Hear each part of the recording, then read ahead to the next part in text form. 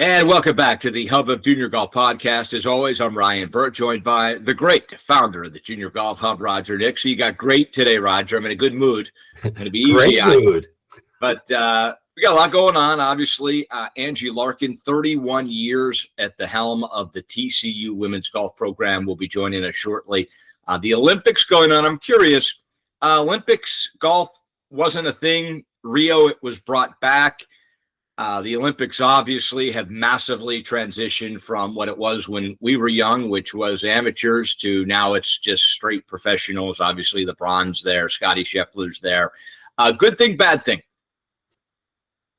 Great question. I was actually, Michael and I were watching one of the ESPN channels yesterday, and they're talking about the Olympics and 3-on-3 basketball to paddleboarding and to all these sports that have been introduced into the Olympics games. I don't know. I think there's amateurism and there's professionalism. I think the lines are blurred now, as we already know, with NIL money coming into collegiate athletic sports. It's a blurred line. I think we want to win gold medals. We got to put the best people out there, whether they're coming from amateurism or coming from professionals. So every country's doing it. So I don't know if it can be any different. And you throw the word NIL right off the bat. That is a great way, I'm sure, just how Coach Angie Larkin wanted to start her morning. 31 years at the helm of the TCU women's golf program. Coach Larkin, thanks so much for joining us on the Hub of Junior Golf podcast. We'll start there.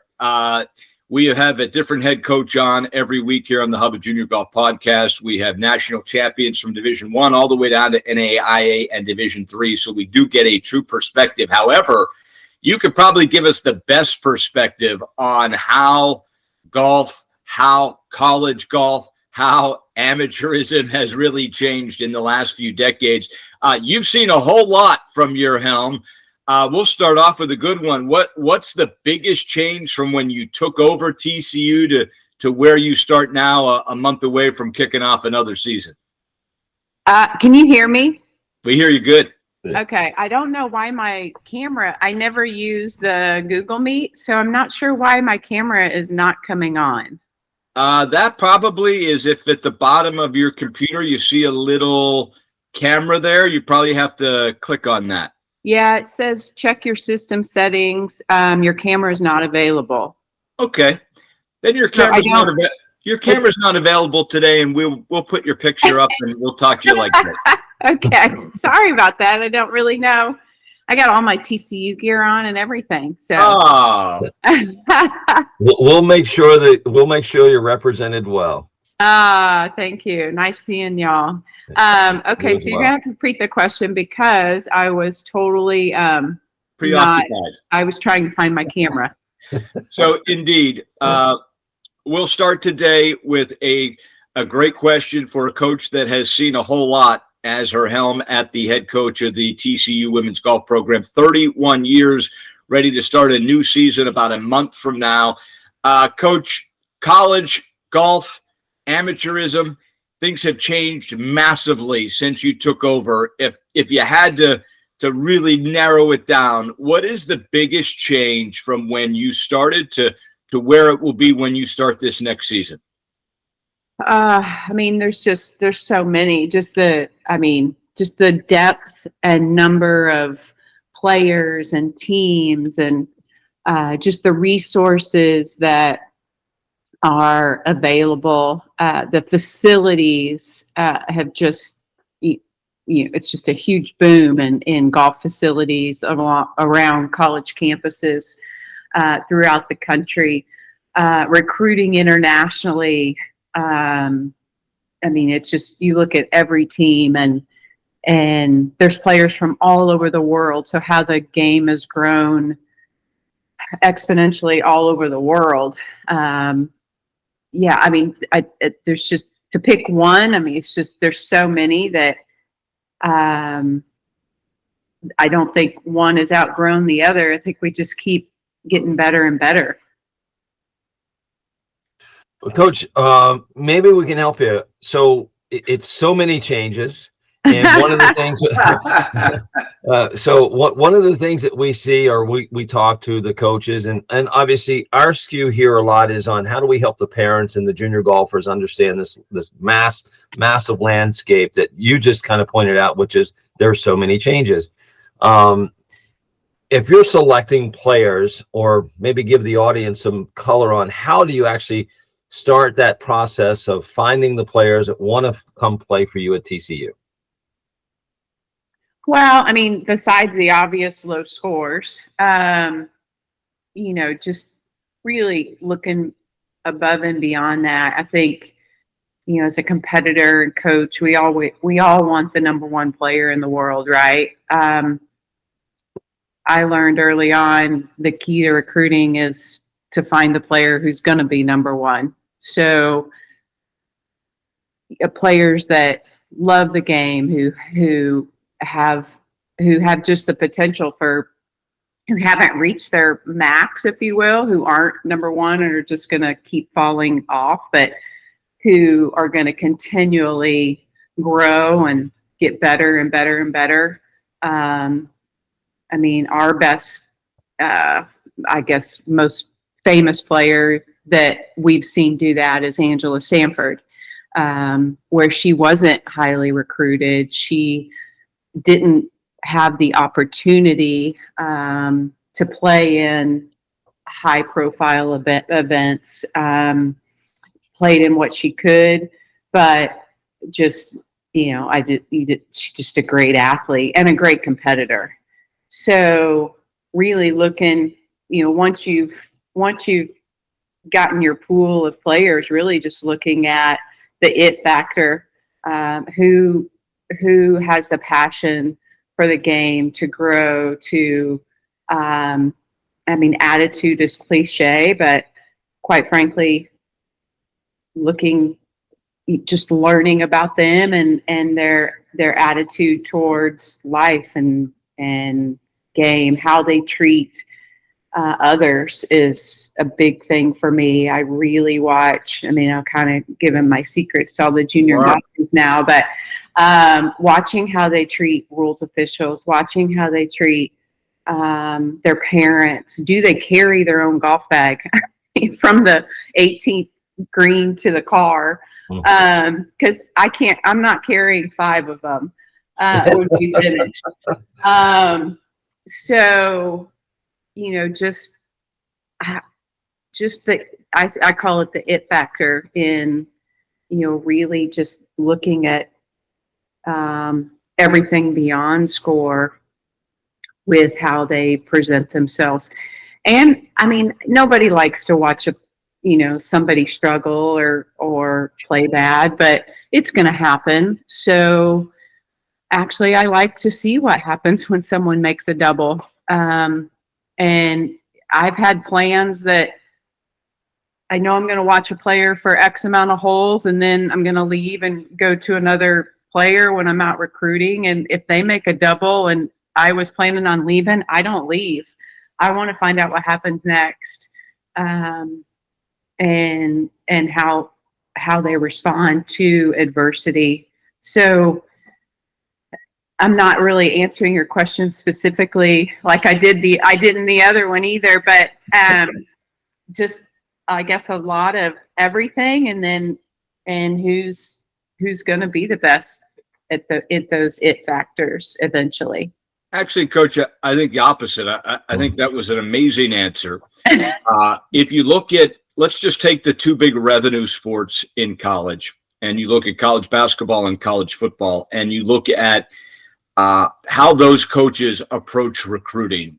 And one, they talk to the recruit often every single day on the phone. That's, you're talking about $1 billion business now, where it's somebody's job to call that recruit every single day, 7 days a week, and touch base, letting them know how interested they are. But, college golf, and like I said at the top, we've had national champions on both the women's and men's side from Division 1, 2, 3, NAIA on this school.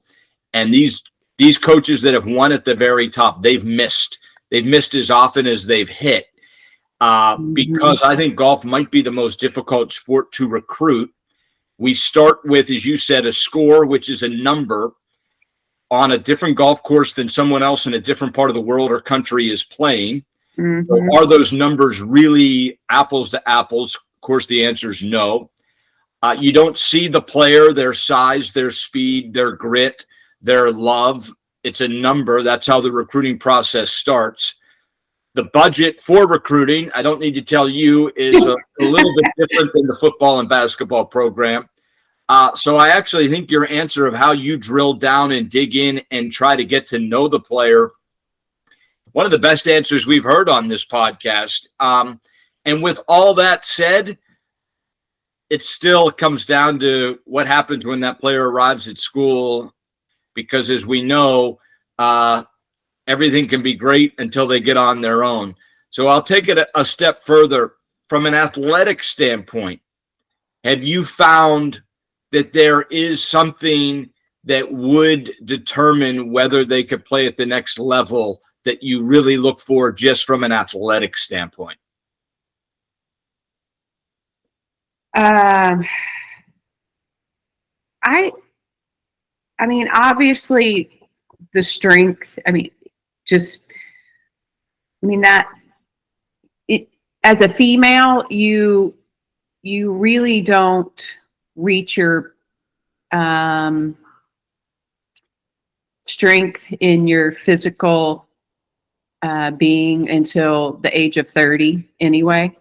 So that's going to continue to get better and better. But the power of the game has changed. So if you look at all of our athletes, I mean, they are very athletic. And doesn't mean they hit the ball the furthest, of any team, no. But I think around the country, people say, when I get a recruit, or they're like, oh, where's she going? They say, oh, TC. They're like, oh, okay, I see it now. Just because they're so athletic. And so, yes, I look for that athleticism. And it comes in many forms, right? I mean, I think when you're a great athlete, you have a great short game. And people always think that men, say PGA Tour players, and when you ask who has better short game, the PGA Tour, the LPGA, people think it's LPGA, but it's actually the PGA Tour players, because they're stronger. They have stronger hands. They can spin the ball. They can do different things around the greens that if you're not as strong in your core and your hands and your forearms and that kind of thing, it actually helps your short game. Yes, it helps ball striking, but it helps your short game when you're athletic, not only physically but creatively as well. Coach, with that being said, would you, not to cut you off, but would you say you'll ask maybe, or see if the recruit plays other sports? Maybe they've played multiple sports, and that way you kind of get the sense that, hey, I'm getting an athlete who plays golf versus I'm getting a golfer who may not be an athlete. And you alluded to Angela Stanford earlier, I mean, who's had an amazing career, long career, who I think just hung it up in her last major just recently. But is that something that you would kind of look for, is like, hey, are you playing other sports? Did you play other sports growing up before golf became your maybe major sport? That's funny you said that, because that's one of the questions I ask, but in a roundabout way, June 15th, when we're getting to know each other. I ask, so tell me about yourself. What do you like to do? What do you love? What are your passions? What do you like to do besides golf? And there's a great book called Stop the Tsunami in Sports. I read it a long time ago, and it talks about how our juniors today in every sport are just becoming so specialized, and that's why possibly there's so many injuries. especially in baseball and some of these sports where it's just so overused and they don't develop the other part of their bodies, their muscles. So I love it when they've played. I mean, they're still only 16 or 17, right? So, but I love it when they have played other sports growing up, and it's hard. I mean, so many of them have played up till, say, now their junior year, and now they're specializing in golf, and we've gotten to where it's unfortunate, but you almost have to do that at some point. I wish it wasn't the case, but I don't see very many anymore. I mean, they're the outliers. Agreed. If they still play, say, basketball their senior year, they're afraid of getting hurt, which I get it. So yes, to answer your question, I do love when they've played a couple sports, at least up until when we can start talking to them. I do find that really helps, and that helps them mentally as well. And with golf, I love it because they've been on a team. Golf is an individual sport, but I say this is the one time in your life in college that you get to play as a team, unless you're a player who gets to play a Curtis Cup or a Solheim Cup or the Arnold Palmer Cup, something like that. So I love college golf, and I love that it's a team sport. So and I think a lot of the European players experience that in golf more than we have in the United States. I love how we're starting our U.S. team with the USGA, and I just think I think we're going to see even greater growth within the United States because of that. Well, Coach, I think the reality is, and every single coach, I don't think we've had one Roger that has not said, I love when my player plays another sport. The reality is they're not playing other sports. The reality, especially girls, are starting.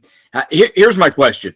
The toughest part for women's golf, from my perspective in recruiting, is, I heard a great coach tell me this once, that if said girl starts playing 5 hours a day, 350 days a year at age 5, and unfortunately that's it sounds like an exaggeration. It's not. We all know it's not. We all see that there are little girls that are eating their lunch under a tree because family has moved here, has moved to a golf course, has moved to a warm climate, and they are all in. And there is no other sport. We're lucky if there's even going to school and not homeschooled. That's the reality. I go back, and you open a lot of questions there, but I will go back to the idea of trying to predict if there's still room to grow. When you have a player that is so specialized from such a young age, that at 11, 12, 13, they are winning everything because they've just put more time in, right? I mean, they have dedicated their life. Their family has dedicated their life to their 11-year-old daughter. And she is, forget another sport. There's not even another hobby. There's nothing else but golf. But they're a great player.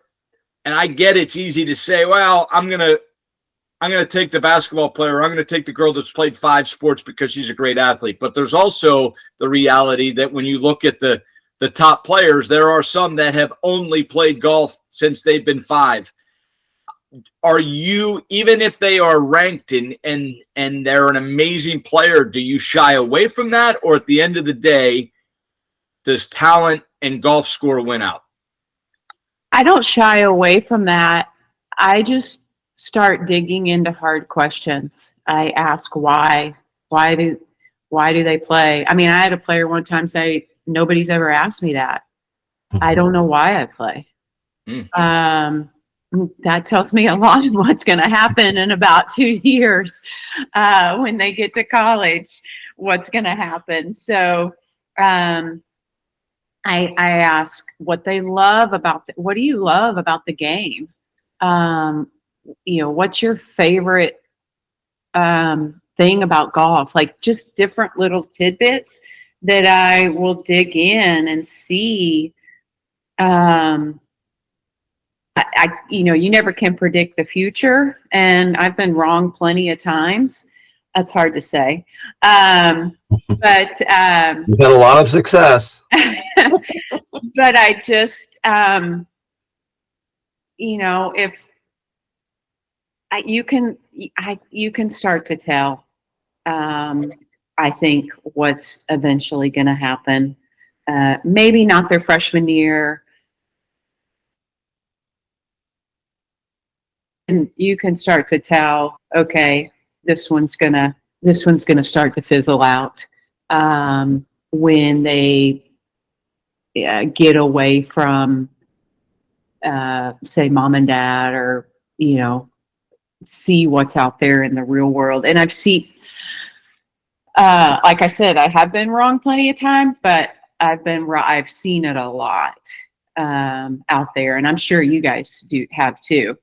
And that's just burnout, coach. That's just a player that because they've never experienced life, once they do, they realize that they want to explore more. Is that it? I don't know. I think everybody has their own story with it, or own feelings with it. But we don't know what we don't know, right? So if all of a sudden they go to school and there's like this life outside of golf, and they start exploring life that they've never been able to explore before in that realm. There's probably different reasons for it, but I think to be at the top level, I mean, you have to love the game. You have to love especially in college golf. I mean, it's so demanding with school and workout and travel and practice and team dynamics and new culture and new way of doing things. That bottom line, you've just gotta love it, love the sport, love the grind, love, have grit, discipline, all those things. So, and I think young players who love the game, keep growing into that and keep getting better and better and better, and start to love it even more, just as a relationship, if you will. They get through these hard times. Yeah, that's a great answer. I think that's one of the things I think Ryan and I have heard from every coach, that they want to see the player love the game and play the game because they love it, because it is such a grind.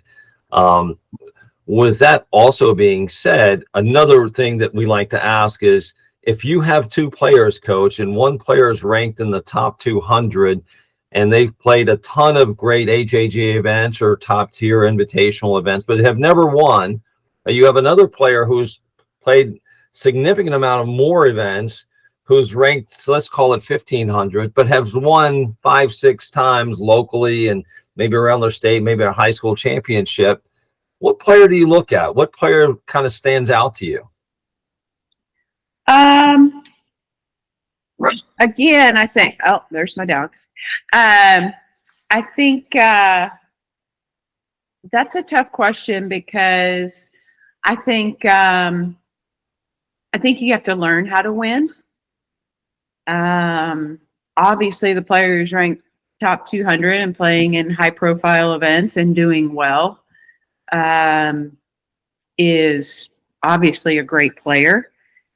and the other player who's playing in, say, these other, say, not highly ranked events or local and winning. I mean, you got to look at the competition. Who are they winning against? But yes, I think you do have to learn how to win, and I think I think a great example of that is Michelle Wie, and watching her play at those really high level events and not winning, and then getting to the highest level and having to try to figure it out at that point. And it took some time. I mean, obviously she's one of the best players to play the game. But she played up. But then you have the reverse of, say, your great, Serena and Venus in the tennis world, and how, they went the other route where it was, okay, let's win at every level. So, as a matter of fact, their dad wouldn't even let them play unless I know. right? I mean, that was, you can call it extreme, but I think that was so important and is often overlooked, especially in the golf world, where these parents, and I think it goes back to a little bit of what we were just talking about, how these players who play the game, do they play because they love the game and love the sport and the grind, or they play because their parents saying, hey, you go do it? And you ask them why they play the game, and they go, I don't know why I play the game, because I've never thought about that. I was just told to go do it. Yeah, exactly.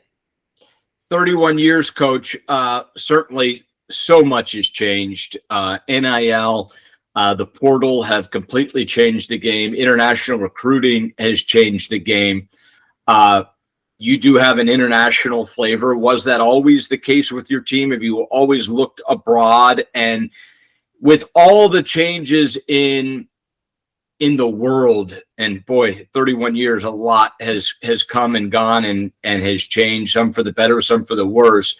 Are the kids pretty much the same? It's just everything around them is different? I think so. I think deep down, we say, oh, this generation, yada, yada, yada. But, this generation was caused by us. So shouldn't be pointing the finger. I always say, when you point the finger at somebody, there's three fingers pointing back to you. So, deep down, I think ultimately, as human beings, we want to be loved. We want human interaction. And so I think that's what has changed and that's really what these players need right now more than ever, is to know that their identity does not come from what they shoot. It comes from who they are. And that is what my players tell me after every round. They shake my hand and they say, my identity does not come from what I shoot, but from who I am. And they say that before they tell me what they shoot. So I really preach a strong culture in developing the whole person, not just the golfer, and to teach them where their identity really does come from. And I had to learn that. I always, growing up, if I shot 80, I thought I was an 80. If I shot 67, I thought I was a 67. And it's that now more than ever. So really, I think only 1 or 2% of athletes in college actually go on to make it professionally. And I don't even know on Less than that. the LPGA tour if you actually even can say make it. I mean, probably less than that, because only the top probably 10 or 20 actually make a decent living. So they have to really teaching these kids, helping them find who they are and what their why is. We help them develop their mission statements of who they are. And we have our foundational mission statement for TCU Women's Golf. And it's TCU Women's Golf, a mindset of growth and gratitude, empowering women to play with fire, act with class, and uphold character. And that's the foundation. And that's what we stand on. And that's our rock. We don't want to build it on sand where it's going to sink. We need to build it on a strong foundation. So, and from there we build up, and we want to do that as a team, and we want to do that individually as well. So I know I went off your question of have they changed? I don't think so. I think the world around them has changed. I think social media has changed, but as young people, I think that they were, 25 years ago. Yeah, it sounds like, Coach, first of all, I think that was an amazing answer, and I love the growth mindset and the whole person, and being there and developing the whole person. And as a parent of two young women, it sounds like, man, I got to get them to play for you. Oh, come on. They would run through the wall for you. But I think that's outstanding. When you're talking to parents about that, what is the response? I mean, because I think it's very interesting, and I think Ryan can tell you, we come across parents all the time, and you kind of get that parent who is so enthusiastic and so much want to help their kids get to that next level. They'll try to do anything and everything, but most of the time it might, with the right intention, it just comes across the wrong way. So when you are talking with a parent about your program and about what you're about, how does that land? Because it almost seems too warm and fuzzy. I want my kid to go there and be an All-American and go to the tour and that's it, because that's what we want. Yeah, and I mean, I want that for them too, if that's what they want. I mean, obviously, we want to win, and I want our players to reach All-American status and reach their goals and dreams. And I am the fiercest competitor as there is. I mean, you ask any of my players. So, but you have to have a foundation, and you have to understand,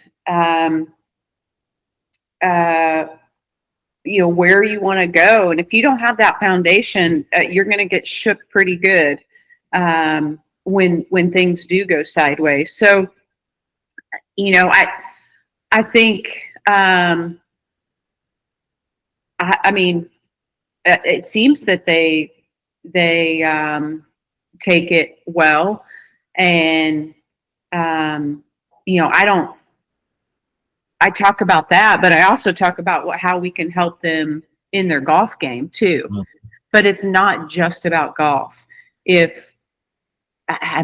Gosh, you've seen every story now with the Olympics, and your Tiger Woods of the world, and just when things happen personally, how it affects your golf game. Mm-hmm. And so you have to have, golf is just a part of what we do, right? So it's not who we are. And so part of my job is to help them figure out who they are and their why. And the other part is to help them get better at what they do. Mm-hmm. And that's playing golf and being successful, and being 1% better every day, and chipping better or having a better putting stroke. So developing them as a golfer as well on the golf course, but it starts with the person, because that's the whole. If you have a pie, that's just golf is a piece of the pie. And I want to develop every single piece of that pie. not just a quarter of it that's a golfer, because one affects the other. It's Mhm. all tied together. Um, people say, how much of the game is mental? How much is physical? How much is technical? And I say the game is 100% mental, and it's 100% physical, and it's 100% tech. You've got to be good at all those areas. You can't just be 50% good at mentally. It all matters. And their instructor, um, that's important. And so what they need to do technically, that's important.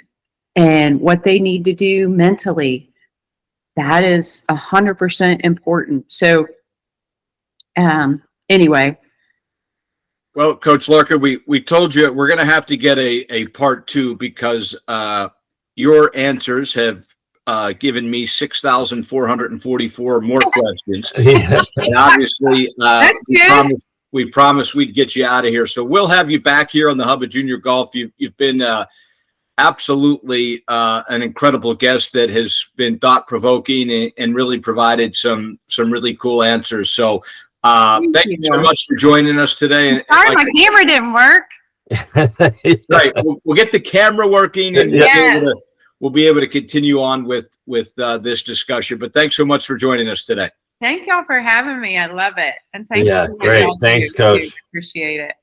Have a great day. Okay, you too. Have a good one. Well, there you go, Roger. 31 years has certainly seen a lot, experienced a lot, and I think we saw that in some of those answers that far from cookie cutter, really drilled down, thought-provoking conversation. Probably the biggest theme of this podcast, for my money, is I think where golf is going, billion-dollar sport, so much on the line. The job of every college coach is to find a player that has not peaked mentally and physically. What does that mean mentally? It means they play great golf. There have been no signs that they don't love the game. There's no signs that the sport is just too much, the pressure's too much, and they get to college, and as she said, it happens quickly. And then you go back and you wonder, okay, why didn't this player work out? They had the talent, but when they got to college, something didn't work. And I think a lot of it is that, you've said this before. You're the first person I know that said that the end goal was to get to college. Mm-hmm. And for so many players, since they started hitting and showing real promise at 8, 9, 10 years old, it was, wow, they could play college someday. Yeah. And then there's obviously another group where they could win majors someday. They could play professionally someday, which, as she said, it's less than 1%. But those players you don't have to worry about because college is a stepping stone. They're there to work to get to where their next goal is. And you see it on the PGA Tour and LPGA Tour where the goal was to get there. Yeah. And a lot of times those players get pretty content with top 10s, top 20s making cuts, which is an amazing life as well. But, then there's a player that their only goal is to win every single time they play. Yeah. Even at the highest level.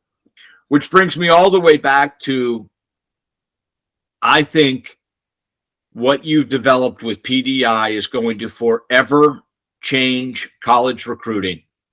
Because for the first time, I think we have something that actually peels an entire layer back. And just imagine if you were a coach, Roger, and someone did that work for you and told you how much was left potentially on that player. Because the scores are good already. The scores of everyone are good. Newsflash, there are, across the world, everybody's good. I mean, everybody's good. You go to the Western Am and the kid in 60th place, you can't believe that they're in 60th place because they're the best player you've ever seen. Yeah. It's just there's 59 players that are better that week. Yeah. Do you agree that PDI will give a whole new window of potential that coaches at the college level have never been able to see before? Ryan, I 100% believe that. I 100% believe that talent is overrated, right? It's one factor, right? And if you're only looking at the let's call it the lag factor of the score, and you're not looking at the other lead factors that go into creating that score and measuring that and giving some insights to what's really happening, yeah, I think it could be very limiting, right? So then what do I look for in that athlete that's going to tell me that they still have room for growth, right? So, we see it every single day. To your point, the 60th player is only surpassed by the other 59 better players, right? So, okay, what separates them? Well, it could be environment, it could be mental, it could be whatever it is. But if you're not looking at those lead factors that go into that score, then you are saying that, well, I think they're just good enough, right? So good enough is to be recruited to go on my team, but I don't know what's going to happen after that. So from a potential standpoint, going through a PDI assessment and looking at all the factors, looking at the mental factor, for example, we know through the data and the information that we're grabbing from the best athletes in the world that we've assessed mentally, there are certain attributes that we know that they possess that those who don't succeed beyond, have, right? So, resourcefulness, being able to, or intuitiveness, being able to have those things and measure that in your players or your athletes really is insightful. Knowing that your skill level is not as good as you think it is, but you're still playing at a level and scoring or getting a score that's actually very good, but you have room for growth, right? Physically, if you're limited physically, but you don't know it, and I will tell you, 99.9% of all parents will say their kids are Gumby and their kids are athletes and their kids move well. But I can tell you 99.9% of the time, kids move worse because they're still in these high velocity growth stages, which makes them tighter, but they compensate really well. So it doesn't look like it. They look a little bit more graceful and they have those movements, but not athleticism. And that means that in athleticism, you want to be able to put them in any environment to play their best golf, right? So under stressful conditions. So long answer, Ryan, but yes, I believe PDI has the potential to change the landscape when it comes to looking at potential, and a college coach would be able to identify players to say, this player may not be getting the lowest scores I see out there, but the potential to continue to lower their scores is much greater than some of the others, right? I'll go one step further. So if I go on the new JGR rankings right now, juniorgolfhub.com, go to JGR, see the rankings, and you have, no exaggeration, 1,000 players that shoot 70. Mm-hmm. Now that's all age groups, and they're obviously different distances, but as we always say, in golf, you start with what is the player shooting. So we have 1,000 players that are shooting a 2-under round of 70. Okay, that tells me they're a really good player. Mm-hmm. If you're 2-under par, you're a really good player. Okay, but you have 1,000 to choose from. Well, you can't possibly evaluate 1,000 players with your own eyeballs. It's mathematically impossible. It's financially impossible. So coaches use their own, okay, well, are they from my area of the country? That might mean they are more willing to come play for my school. Great. So you cut your number down there. Imagine this, Roger. Imagine if you are the coach of a university, and next to that 70, I had your long jump. Next to that 70, I had your 400-meter time. Next to that, I had your putting and short game. Next to that, I had some metrics of your speed of your swing. Next to that, I had a survey about your grit and how you approached. Well, those 1,000 players, Roger, that all had the same score now have massively different scores as far as who you would be interested in, correct? 100%. It's amazing to Yeah. me that a billion-dollar sport is still operating in an archaic form of taking a score, and that's where you start a process. It just doesn't make any sense to me. It makes no sense to me that, and good for you. I mean, you're the genius that has developed something that finally can take 1,000 players that quote unquote have the exact same score, and you can show that from 1 to 1,000, there is a massive difference between those athletes.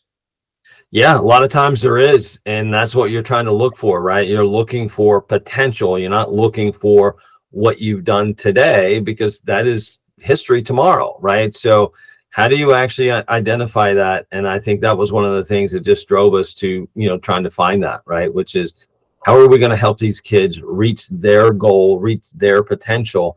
And, it's always that old adage of, what you can measure, you can improve. And so if you would start measuring all of these metrics when it comes to short game and putting and full swing and, speed and mentally and mental skills, just for it as an example, is something that is so untapped and overlooked, because people say, oh, my son or daughter choked in the event.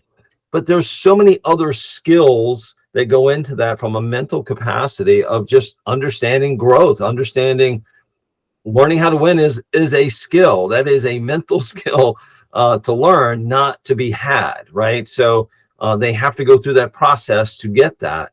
But if you're also working on self-reliance, self advocacy, those are things that on the mental side that people don't think about, that are skills to be learned, just like chipping and full swing and physical, right? So if we can give that to a coach and to the parents to say, hey, I want my kid to shine. Hey, I'm trying to find the next Tiger Woods or the next Annika Sorensen, the next best player that they don't even know yet, right? So it is a great tool for them to help and do that. Well, I can't wait for this to become commonplace. It will. It's happening. Go to juniorgolfhub.com, take your self-assessment, start the process, because every player is going to have a PDI score. It's just a matter of time. The coaches are going to demand it because it's going to make their job a whole lot easier. We got to have Coach Larkin back. Boy, she left a lot on the bone. You can see why she's been so successful and at TCU for 31 years, Coach. Yeah, oh, no doubt. I mean, I love talking to her about it. And as I said, my girls would love to go play for someone like that just cares about them and really looks at it from that growth mindset. So really outstanding guest. Absolutely. That's going to do it for another episode of the Hub of Junior Golf Podcast. For our director, producer, Michael Nick, for the founder of the Junior Golf Hub, Roger Nick, I'm Ryan Burr, saying until next time, so long from the Hub of Junior Golf Podcast.